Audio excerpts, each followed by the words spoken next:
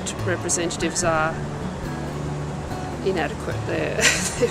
All they seem to want to do is fight amongst one another. Politicians always say that you can't fool the Australian public, but I think in this case a lot of them are being fooled.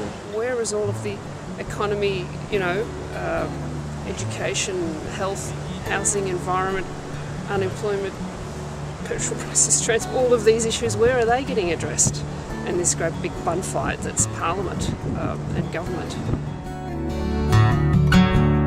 So the issue I was going to talk about was the carbon tax. You look at the floods, the fires, the various pest outbreaks that we've had in the last 10 years, the droughts.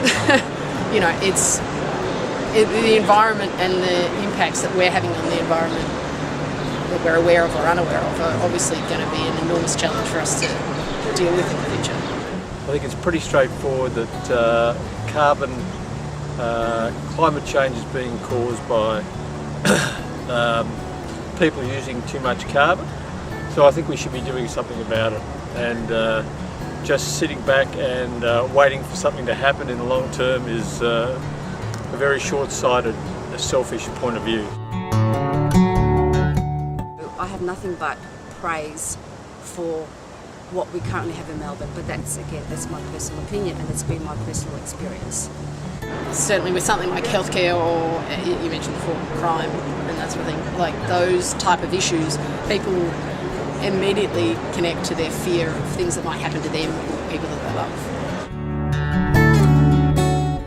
The one thing that really is my greatest bugbear is the role of the media in all this. I probably don't know a lot about that. I mean, all I know about that is what I see on the news, and they only report what they report. I think the media controls a lot of public opinion. But also, once again, you look at the international situation that we're seeing in the media over and over again.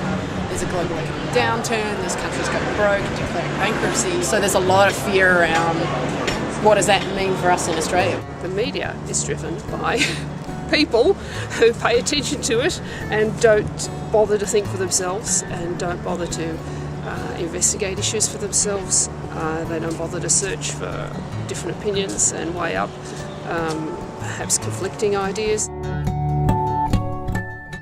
It does seem that we're having a problem with immigration, and as I said, I don't know, maybe it's because it's given a lot more exposure than what it needs to be given, or whether there is a true problem there. I'm not qualified enough to make a sound judgment with this concept, but from a personal perspective, from what I see in the media, from what I read, I do sense that we are heading into trouble. I think the increase in population is a real challenge. It's a real challenge culturally, once again, environmentally, economically. There's a whole lot of positives and negatives. I don't believe that we're prejudiced or we're racist at all, but I do believe that we need to treat everybody as equal and probably have the same restrictions across the board. And I don't even necessarily just mean in Australia, into Australia as a whole, but I also mean the movement of population within the country. So the shift towards larger cities and something rather than more dispersed regional populations.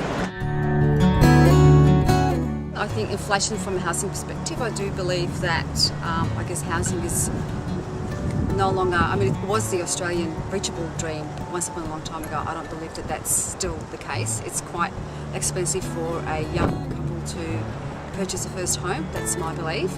Cost of living, the supermarket prices, yes, inflation, I think it has increased, and I don't believe that depending on where you work and what your salary is, I don't think that the wages are equivalent to the increase in the cost of living. Well, everyone seems to think that they're worse off. Everyone seems to think that everything's worse in their neighbourhood than some other places, always better than we are. But isn't Melbourne the most livable city or something like that? What's wrong with it? I do believe that, I'm going to sound very old now, but I do believe that the younger generation do overdo it. I was only out a couple of Fridays ago and I was just mortified by what I was exposed to. But that boils down to your own personal satisfaction with your own life, really, I think. It's built up on all of this society's perceptions about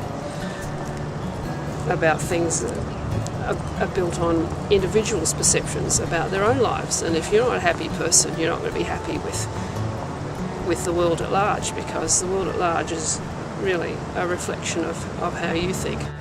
That's my opinion. Enough? Okay. Okay. Yes.